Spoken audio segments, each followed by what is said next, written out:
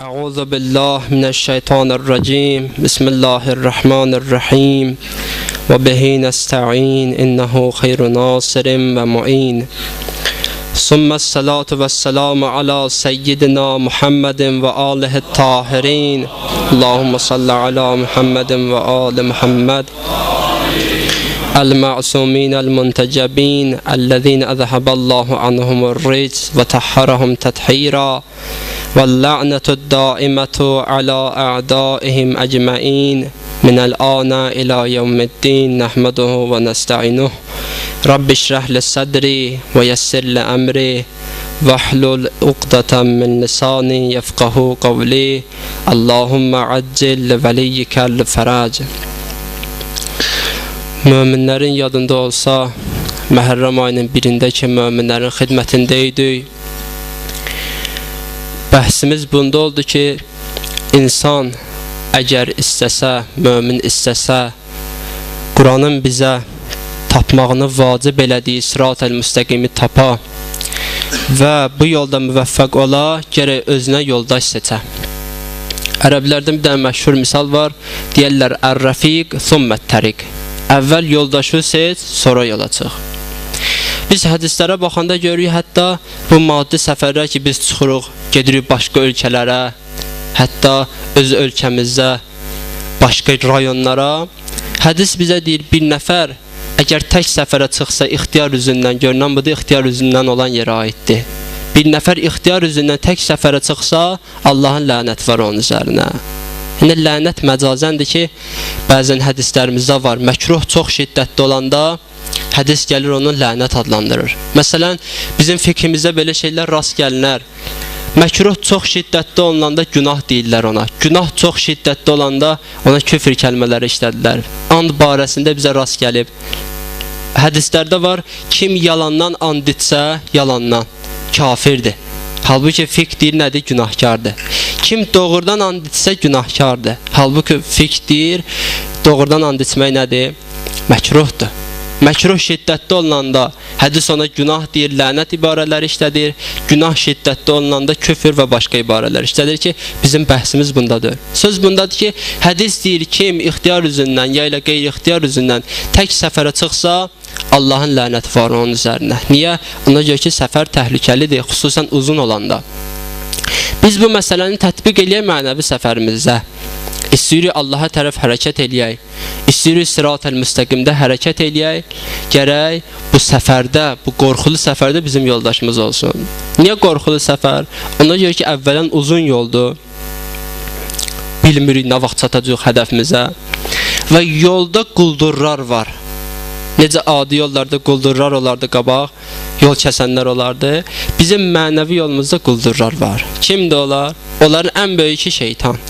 Şeytan dayanıb insanın mənəvi yolunun üzərində, üstündə, özü də şeytan and etmiş düşməndir ki, heç vaxt andından dönməyəcək.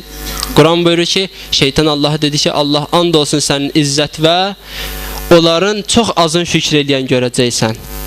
İxlaslı bəndələr və müxlis bəndələr çıx, onlardan heç kimi şükür edən görməyəcəksən. Şeytan dayanıb yolun üstündə. Şeytan bizə bəzən sadə gəlir. Amma sadə gələn işdir. Ona görə ki, bu göyün də yollarını tanıyır, yerin də yollarını tanıyır. Quran ki buyurur, Allah mələklərə deyəndə ki, səcdə eləyin, hamısı səcdə elədi, şeytan səcdə eləmədi. Bu ayə barədə biz düşünmüşük. Allah mələklərə əmr eləyir. Deyir, Həzrət Adəmə səcdə elə. Sonra deyir, hamısı səcdə elədi, şeytan səcdə eləmədi. Bəyəm, şeytan mələkdir ki, Allahın əmri ona aid olsun. Xeyr, şeytan cin tayfasındandır, cindir. Və onun mələklərin arasında nə işi var idi? Söz ondadır ki, bir məqama çatmışdı, gəlmişdi Allahın ərşinin yanına, Allahın mələklərinə bəzi rəvayətlərdə var, nə inirdi? Pişnamazlıq elirdi, imam cəmatlıq elirdi. Allah mələklərə söz deyəndə ona da aid olurdu. Şeytan belə bir insandır, belə bir məxluq idi ki, o məqamda amma neynədi? Saxlaya bilmədi, gəldi oradan yerə. Biz də bəzən ehtiyatlı olmalıyıq. Məqam artdıqca, rütbə artdıqca, məsafə artdıqca adam hansı hündürlükdən yıxılsa ölmə ehtimalı bir o qədər də çoxdur. Məsələn, adam var, birinci pilləkəndən yıxıla, ona heç nə olmaz. İkinci pilləkəndən az tafot. Amma adam gələ 15-ci pilləkəndən dəyə yerə. Da ən uzağı ki, yaralanmağı labıddır. Şeytan Allahın mələkut aləmindən dəydi yerə. Odur ki, onun bu vəziyyətə düşməyi məlum idi. Niyə elə oldu? Ona görə ki, saxlaya bilmədi. Allah ona verənləri saxlaya bilmədi. O biz üçün Həzrət Əli əleyhissalamın təbiri ilə desək, dəfələrlə demişik bu sözü. Həzrət Nəhcül Bəlağada buyurur, şeytan söz üçün nümunədir. Baxın, hansı məqamda idi, amma əlində olanları saxlaya bilmədi. Aqibət xətmi bir xeyr ola bilmədi. Biz üləmanın həyatına baxanda, böyüklərin həyatına baxanda görürsən ki, onlar aqibət xətmi bir xeyr olmağa, axırın yaxşı olmağına çox əhəmiyyət veriblər. Qum elmiyi hövzəsinin tələbələrindən yazırlar onların barəsində. Deyir, 3 sənə tələbə söz qoyurlar ki, eyni vaxtda gedirik, daxil oluruq 3 dənə böyük mərcənin qəbuluna. Ona deyirik ki, ağa, təsəvvür elə Həzrət Cəbrail nazil olub, sənin bir dənə hacətvi yerinə yetirməlidir. O hansı hacət olsun, hansını istəyərsən? 3 dənə tələbə bunu söz verir, eyni vaxtda ayrılırlar. Hərəsi bir nəfər müştəhidin qəbuluna gedir, bir də gedir, daxil olur Həzrəti Ayətullah Lüzman Lənkərani ağanın qəbuluna. Allah rəhmət eləsin. Bilmirəm sirri nədir, ikinci mənbədir ki, ağanın adı gəlir. 3 dənə böyük mərcə, 3 də bir-birindən xəbərsiz o tələbələrə cavab vermişdi. Əgər siz deyən şərait olsa, qərar olsa, Allah bizim bir dənə hacətimizi qəbul eləsin. Bizim istədiyimiz budur ki, biz aqibət xətmi bir xeyr olaq. Axırımız yaxşı qutarsın. Adamın əvvəli nə olar, amma əsas odur, axır yaxşı qutarsın. Odur ki, biz bəzən əmələ əhəmiyyət veririk, əməlin saxlanmağına əhəmiyyət vermirik. Əməlin özünə əhəmiyyət veririk, saxlanmağına əhəmiyyət vermirik. Bizim Quranda ayəmiz var. Quran buyurur, Mən cəə bil həsənə fələhu əşrə əmsalihə. Kim qiyamətə bir dənə yaxşılıq gətirib çıxarda bilsə, qiyamət gündə Allah onu eləyəcək 10 bərabər, verəcək bunun özünə. Amma bəzən biz elə bilir ki, o əməli yerinə yetirmək, yox. O əməli qiyamətə çatdırmaq. Mümkündür adam gələ qiyamətə, buna deyərlər, niyə namaz qılmamısan, niyə oruç tutmamısan? Halbuki 40 ilin namaz qılanı olub, 40 ilin, 80 ilin oruç tutanı olub. Saxlamayıb da, Allahın günahıdır. Bizim əqidəmizdə həbdə əmal var. Yaxşılıqlar pislikləri yuyur, aradan aparır, pisliklər yaxşılıqları yuyub aparır, aradan aparır. Bu saxlamayıb, qiyamətə namaz gətirib çıxarmayıb, odur ki, namazsız məşhur olacaq. Bizim Ramazan ayında Həzrəti Peyğəmbərin Şabaniyyə xütbəsində var. Həzrət buyurur, kim Ramazan ayında 2 rəkət müstəhəb namaz qılsa, Allah Teala onun cəhənnəmdən azad olmaq fərmanını imzalayar, peçatlayar, verər özünə. Yaxşı, biz Ramazan ayında ən azı bir dəfə müstəhəb namaz qılmağa müvəffəq olmuşuq da, ən azı bir dəfə. Qiyamətə gəlirik, Allah hanı bə mənim o sən imzaladığın möhür, hanı o imzaladığın müqavilə. Allah deyər, mən yazıb vermişdim özvə ki, neçə vaxtı əziz ustadımızın mənbərinin, məhvərinin bu təşkil eləyir. Neçə dəfə bu məsələyə işarə eləyib. Allah yazır, verir, o məsələlər baş verir, amma özümüz saxlamırıq. Məsumlərin ziyarəti də bu qəbildəndir, başqa məsələlər də bu qəbildəndir. İmam Sadiq ağa buyurur, ya başqa imamlar buyurur, kim İmam Rıza əleyhissalamı ziyarət eləsə, cənnət ona vacibdir. Cənnətə getməyə labiddir, imzalanır. Amma qiyamətdə gətirib o müqaviləni İmam Sadiqə təhvil versə, bəli, İmam Sadiq onu cənnətə aparıb çıxardacaq. Məsumlara təhvil verə bilsə, məsumlar aparıb onu dedikləri, vədə verdikləri yerə aparıb çatdıracaq. Amma gərək saxlayasan, mühüm budur, saxlayasan. Biz ki, Məhərrəm ayında yox. Hədis deyir, mən bəkəl Hüseynə ov əbqa ov təbəqa və cəbələhul cənnə. Kim İmam Hüseyin əleyhissalama bir damcı göz yaşı axıda, ya özünü ağlayadana oxşada, ya ağlada, cənnət ona vacibdir. Bu da o qəbildəndir. Gərək o bir damcı göz yaşı ki, axdı, gərək onu saxlayasan. Qoymayasan Məhərrəmdən qabaq zay olsun. Elə Məhərrəmdən sonra zay olsun. Saxlayasan, qoruyasan, aparıb çatdırasan qiyamətə. Yoxsa Məhərrəm ayında insan İmam Hüseyin əleyhissalama ağlaya, bu gözün bütün günahları yuyla, Məhərrəm ayı çıxmamış adam naməhrəmə baxa. Bu deməkdir ki, mən onu saxlamadım. Məhərrəm ayında İmam Hüseyin ağayı sinə vura, əlim pakliya, əl ola tərtəmiz, məsum əli, Amma məhrəm ayı çıxmamış gedə naməhrəmə salam verə. Neçənci dəfədir biz bu sözü təkrar edirik, amma məsələnin əhəmiyyəti var, ona görə təkrar edirik.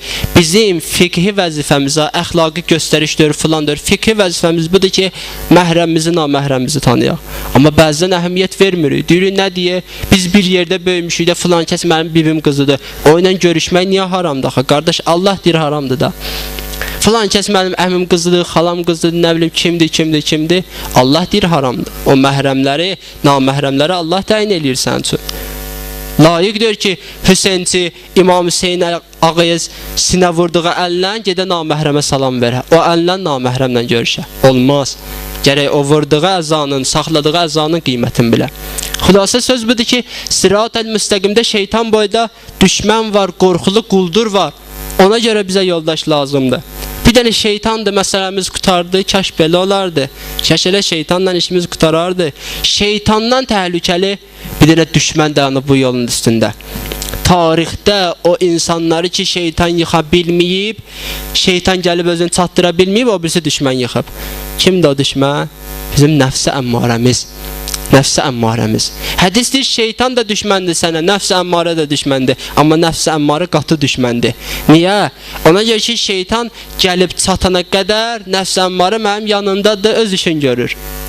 Şeytan məni məğlub eləyə bilməyəndə bir dəfə vəsvəsə eləyib gedəcək, 2 dəfə vəsvəsə eləyib gedəcək, amma nəfs-i əmmarə əl çəkməyəcək. And içib məni cəhənnəmə aparsın, andında da qalacaq. Bu sadə söz gəlməsin bizə. O insanları ki, şeytan məğlub eləyə bilməyib, nəfs olan hamısını məğlub eləyib. Üləmaya bir cür yaxınlaşıb, cahillərə bir cür yaxınlaşıb, abidlərə bir cür yaxınlaşıb. Oyun qardaşlardan birindən söhbət eləyirdik, bu məsələni danışdıq. Bizim fiqhimizdə Allah dünyadan köçən bütün mərcələrimizə rəhmət eləsin, qalanların hamısını yerin göyün bəlalarından hifz eləsin. Fiqhimizdə 2-3 dənə ensiklopediya var ki, fiqhi ensiklopediya. Bu gün məracə, böyük müctəhidlər dərs xaric deyəndə, bəhsi xaric deyəndə ki, neçə il çəkir onların bəhsi xaricləri, bəzən bir dənə dərs xaric 6 il çəkir. İstəyir namaz babını desin, qutarsın cəmaata 6 il çəkir. Onların istifadə elədiyi mənbələrdən biri də Cəvahirül Kəlam adında kitabdır. Cəvahirül Kəlam. Bu kitabın müəllifi kitabına görə o qədər məşhurlaşıb ki, adı yaddan çıxıb. Üləma arasında adı yaddan çıxıb. Adı Şeyx Məhəmməd Həsən Nəcəfidir. Adı yaddan çıxıb. Deyəndə o filan kəs alim deyir, kimi deyirsən, sahibi Cəvahiri deyirsən. Kitabı o qədər məşhurlaşıb. Məracənin əlindən düşməyən kitablarındandır. Bu ağanın barəsində yazırlar ki, bu ağa hamiyə ictihad icazəsi verməzdi. Hamiyə ictihad icazəsi verməzdi. Hətta layiq olanda biri çox ehtiyat eləyərdi ağa. 4 nəfərə, 5 nəfərə əllə sayılan adam miqdarında neçə nəfərə ictihad icazəsi vermişdi. Yazırlar, bunun tələbələrindən biri ki, neçə il bunun dərsindən, bəhsindən, məhsərindən bəhrələnmişdi. Gəldi ağanın yanına Nəcəfdə, dedi, ağa, qaydıram vətənimə. Bir dənə icazənamə yaz filan kəs müştəhiddir.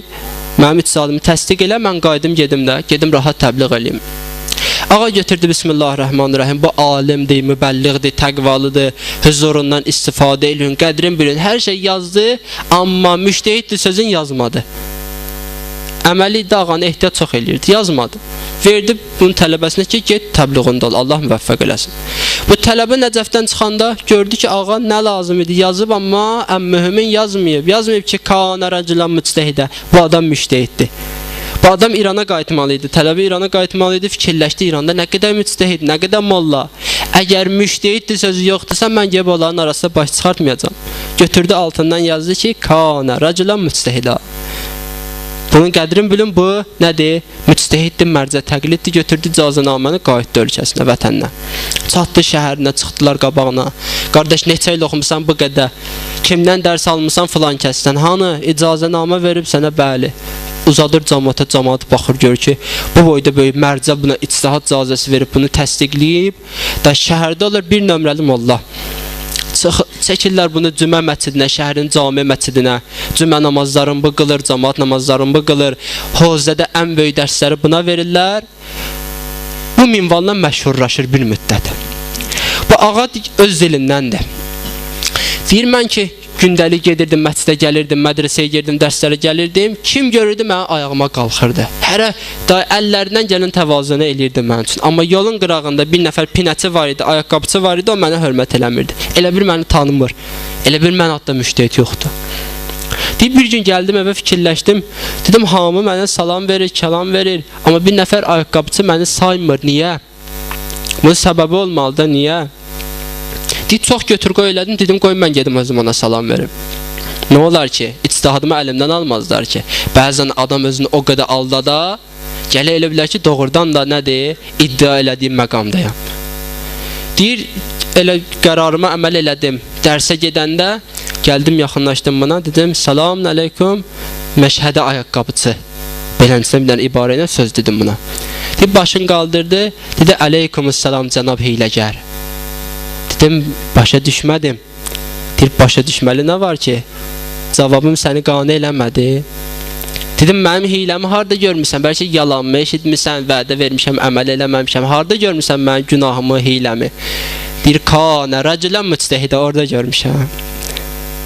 Bildim ki, məsələ sadə məsələdir. Dedim sənə an verəm Allaha. Bu mənlə Allah arasında olan məsələ idi. Bu sözü hardan eşitmisən? Dedi, canım fəda olsun, əsrimin imamından eşitmişəm. Ağam mənə dəfələrlə tapşırıb, dönə-dönə tapşırıb. Mən tez-tez ağanın huzuruna çatıram. Ağam mənə tapşırıb ki, sənin dükanının qabağından bir nəfər hiyləgər, hoqqabaz keçəcək. Məbadə onu aldadana sana.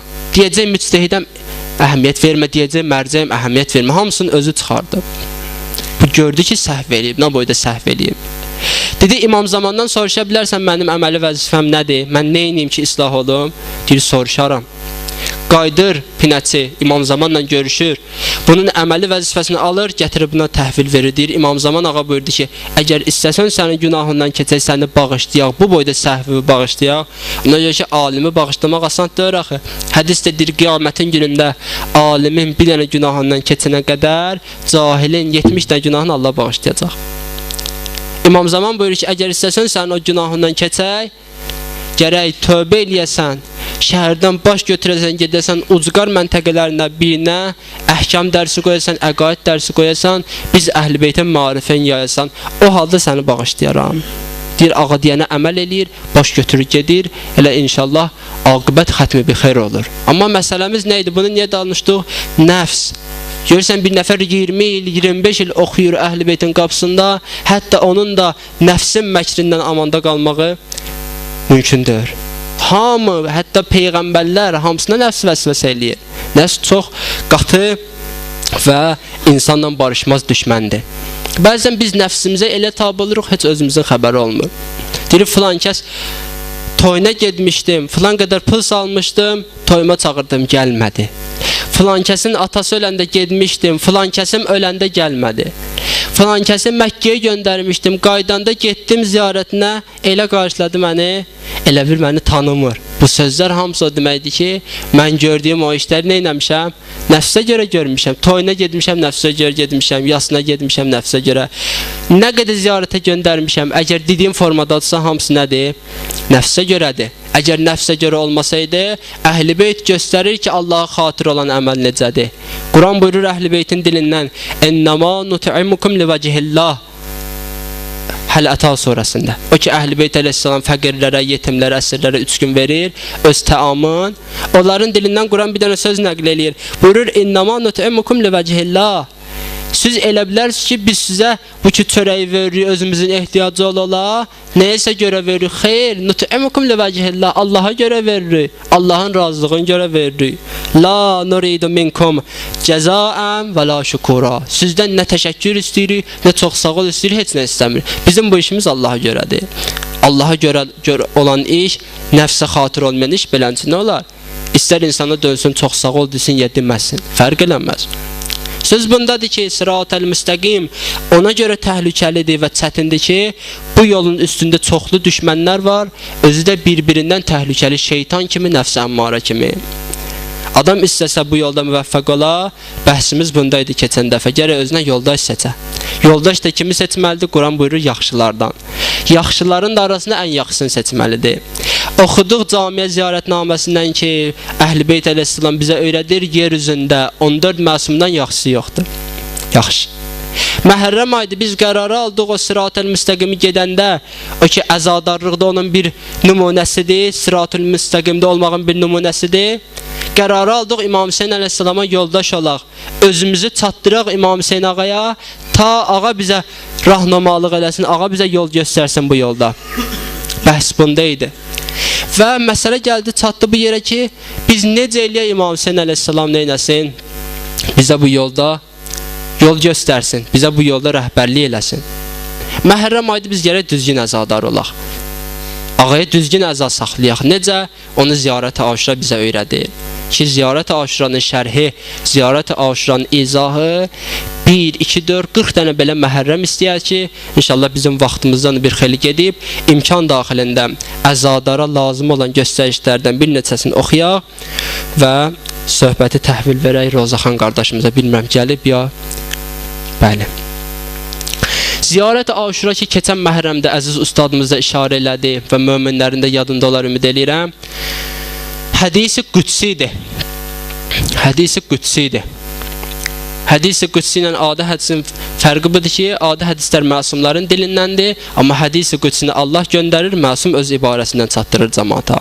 İmam Baqir əleyhissalam nəql eləyir atası İmam Səccaddan, atası İmam Səccad nəql eləyir İmam Hüseyndən, İmam Hüseyn, ya İmam Həsəndən, İmam Əlidən, ta Peyğəmbərdən, ta Peyğəmbər Cəbraildən, Cəbrail də Allahdan.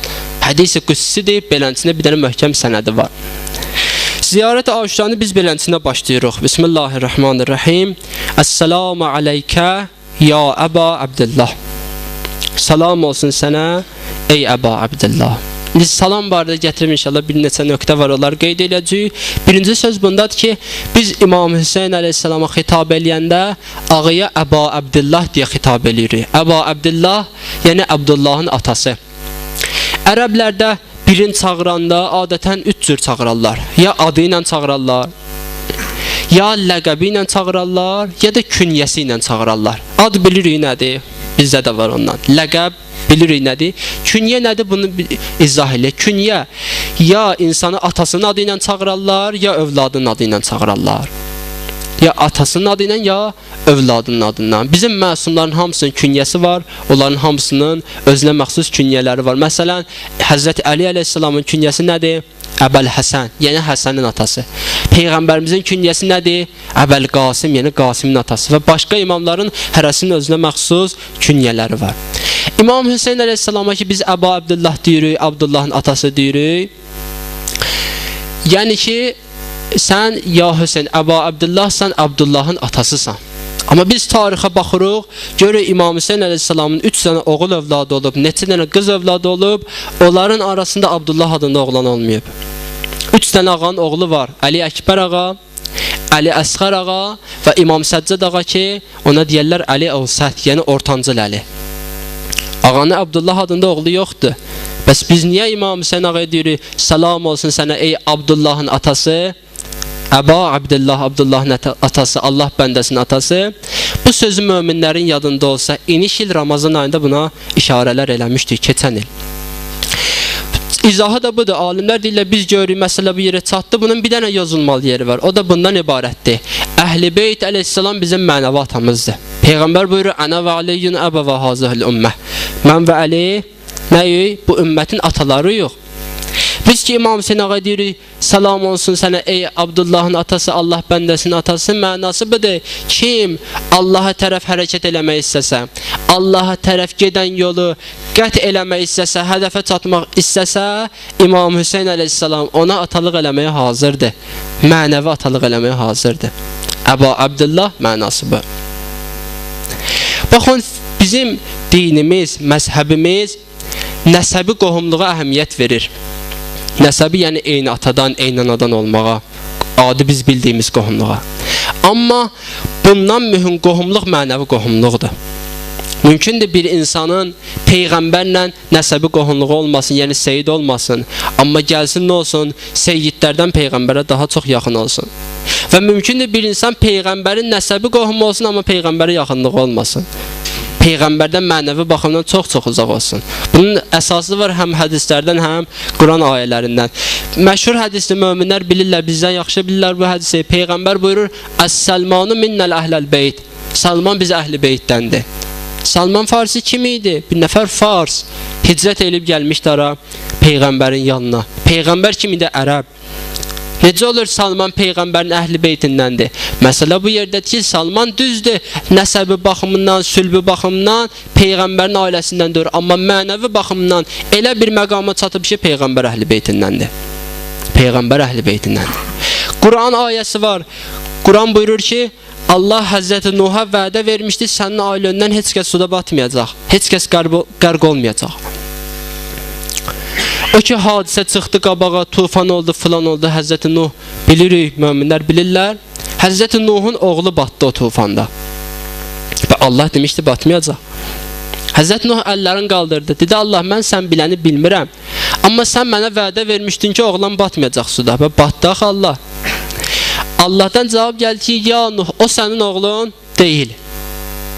Quran ayəsi ki, ayənin yeri zehnimdə yoxdur, ona görə ərəbisini oxumadıq. O sənin oğlundur.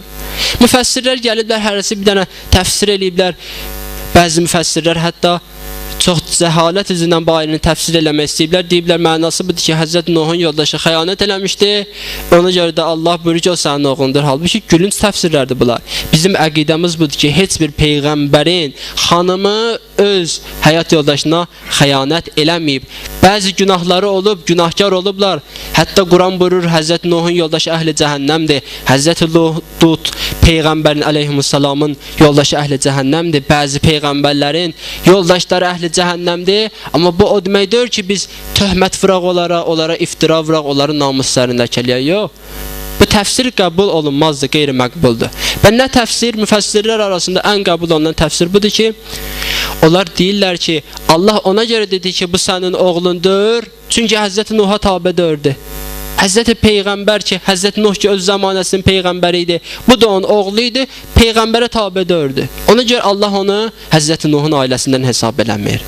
Amma görürük, bir nəfər əhl-i beytə nəsəbi baxımdan, sülbü baxımdan qohum deyil, amma mənəvi baxımdan əhl-i beytə qohum olmaq mümkündür. İmam Hüseyin ağaya qohum olmaq mümkündür. Hətta İmam Hüseyin əleyhissalam bizim mənəvi atamız olmağı mümkündür. Gələ bunu biz özümüz istəyək. İmam Hüseyin ağa belə xitab edirik. Salam olsun sənə ey Əba Abdullah. Abdullahın mənası aydınlaşdı. İki kəlmədə salam barədə deyək, bəhsimizi tamam eləyək ki, vaxtımız demək olar tamam olub. Salam vermək bizim məzhəbimizdə, əqidəmizdə, fiqhimizdə müstəhəb bir dənə əməldir. Çox müstəhəbdir. Hətta hədislər varımızda bizim salamın təkidinə aid deyirlər, gördün ki, biri sözünə salamsız başladı, sözün kəs. Sözünə salamsız başladı, kəs. Nə olur? Bir kəlmə də salamun əleykinə. Hətta telefonla da zəng eləsin, nə olur? 10 saniyə gedər, 7 saniyə gedər də. Bir dənə salamun əleykinə qədər çəkir ki, bəyəm. Çox əhəmiyyətlidir. Salam vermək müstəhəb, cavabını almaq nə? Vacib.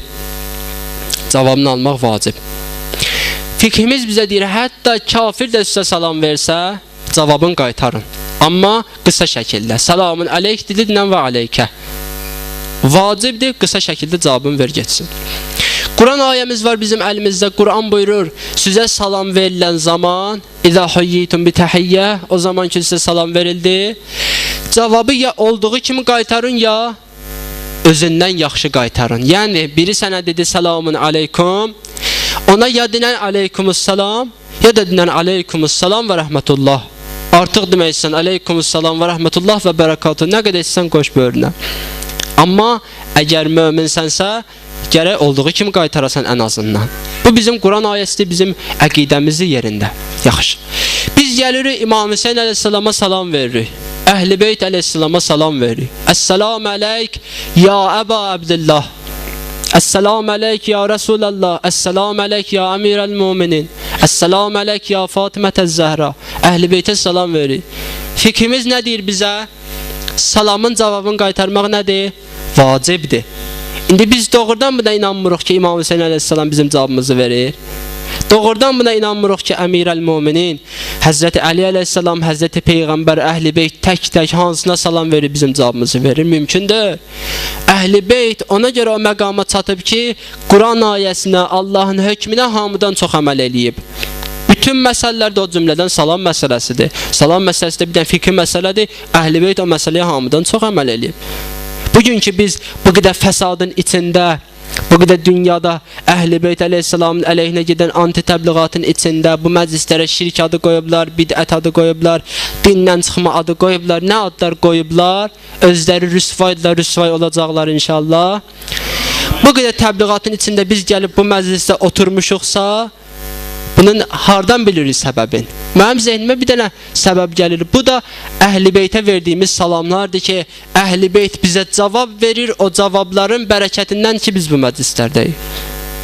O cavabların bərəkətindən ki, bugün biz hələ Əhl-i Beyt əleyhissalamı əza saxlayırıq, Əhl-i Beyt əleyhissalamın matəmində əyləşmişik. Ürfümüzdə də var, biri ilə istəsək biz əlaqəni kəsək, nə inirik? Salam mələki kəsirik. Deyirik, filan kəslə salam mələki kəsdim. Yəni, nə inədim? Əlaqəni kəsdim. Onlar ki, Peyğəmbərə salavat göndərəndə Əhl-i Beytinə salavat göndərmirlər, ailəsinə salavat göndərmirlər, Əhl-i Beytə salavat göndərməyə min cür bəhanə gətirirlər. Onların qəsdləri Əhl-i Beytlə rabitəni kəsməkdir, Əhl-i Beytlə əlaqəni qırmaqdır. Amma bizim qəsdimiz Əhl-i Beytlə əlaqəni günü-gündən möhkəmləndirməkdir. İstəyirik ki, Əhl-i Beyt bizi sevsin, istəyirik Əhl-i Beyt bizdən razı qalsın, istəyirik Əhl-i Beytə çatdıraq özümüzü. Ziyarət-i Aşura bizə dərs verir. Birinci dərs budur ki, Əhl-i Beytə gərək salam verək, İmam Hüseyin əleyhissalama salam verək. Ziyarət-i Aşuranın ardı inşallah qalsın gələn dəfəyə. Allah bizi inşallah İmam Hüseyin əleyhissalamın həqiqi əzadarlarından qərar versin. Amma zikr-i müsibətimiz bir-iki kəlmə ərz eləyək. Keçən dəfə də dedik, bəndə rozaxan deyirəm, roza demək istedadım yoxdur. Amma Allah bu İmam Hüseyin əleyhissalama roza oxumağa o qədər bərəkət verib ki, istəmirəm özümü bu bərəkətdən məhrum eləyim. Əssəlamu əleykə ya Əba Abdillah və aləl ərvahilləti həllət bifinaik. Əleykə minni salamullahi əbəda ma bəqitu və bəqiyyəl leylu və nəhar və la cəaləhullahu axirəl əhdi minni li ziyarətikum. Əssəlamu aləl Hüseyin və alə Əleyy ibnil Hüseyin və alə ovladil Hüseyin və alə əshabil Hüseyin. Keçən məclisimizdə İmam Hüseyin əleyhissalamın əzasında mütəvəssil olduq. İmam Hüseyin əleyhissalamın vəfalı bacısı, Kərbəla qəhrəmanı Həzrəti Zeynəb-i Kübra salamullahi əleyhaya. Bugün kimə mütəvəssil olaq, kimin qapısına gedək? Müşkülün olsa itirmə özüvi, müşkülün olsa itirmə özüvi, mərdə namərdə demə dil sözüvi, Kərbəla səmtinə döndər üzüvi, sirrüvi məhrəm əsrarə dinən, dərdüvi qolsuz ələmdarə dinən. Əssəlamu əleyk ya Babəl Həvaic, ya Əbəl Fəzl-i Əbbas əleyhissalam. Təvəssül eləyək İmam Hüseyin əleyhissalamın qapısı Həzrət Əbəl Fəz ağaya. Həzrət Əbəl Fəz İmam Hüseyin ağanın qapısıdır. Möminlər əgər Kərbəlaya müvəffəq olsalar, inşallah Allah hamısına nəsib eləsin, gedənlərə, getməyənlərə. Əgər müvəffəq olsalar, çalışın birinci Həzrət Əbəlfəz ağanın ziyarətinə gedin, Həzrət Əbəlfəz ağanı vəsilə seçin, ondan sonra gedək İmam Hüseyin ağanın qapısına. Biz istəyirik bu gecə Babəl Həvaic Həzrət Əbəlfəz ağaya mütəvəssil olaq. Yazırlar, Həzrət Əbəlfəz dünyaya gələndə Ümmülbənin əleyhissalam götürdü Həzrət Əbəlfəzin balaca qundağın, gətirdi qoydu Həzrət Əmir əleyhissalamın qabağına, qarşısına. Həzrət əleyhissalam Həzrət Əbəlfəzi götürdü qucağına, üzündən öpdü, alnından öpdü. O iki dənə balaca qolundan öpdü, ağladı. Ümmülbənin üzün tutdu Həzrət Əmirə, dedi, ya Əmirəl-Müminin, mənim balamda məgər xəstəlik görürsən? Məgər mənim balamda nöqsan görürsən, eyb görürsən, onun qollarına baxıb ağlayırsan? Həzrət Əli əleyhissalam buyurdu, xeyr ümmül bənin, sənin bu balaca balovun qolların ona görə öpürəm ki, bu Allah yolunda düşəcək bu qollar. Bu qollar Allah yolunda qələm olacaq. Kərbəla hadisəsin Həzrət Əli əleyhissalam danışdı ümmül bəniyə. Allah o qədər mərifət vermişdi bu xanıma. Bildi ki, Həzrət Əbəlfəz Kərbəlada şəhid olacaq. Götürdü qundağın, gətirdi İmam Hüseyn ağanın yanına, doladı başına. Dedi, ya Hüseyn, Əbəlfəz sənə qurban ola. Əbəlfəzlin qolları sənə qurban ola. Ya Əbəlfəz, ya Babəl Həvaid, 2 dənə qol vermişsən Allah yolunda. İndiyə qədər bütün qollar sənin qapındadır. 2 dənə göz vermişsən Allah yolunda. Əhl-i Beyt şiələrin gözləri sənin qapıda dikilib ya Əbəlfəz. Bir nəfər məddah deyir, Rozaxan deyir, yatdım yuxuda Həzrət Əbəlfəz ağanı gördüm. Ağa mənə dedi ki, filani, mənim rozamı oxusun, belə oxu. Dedim, ağa necə oxuyum?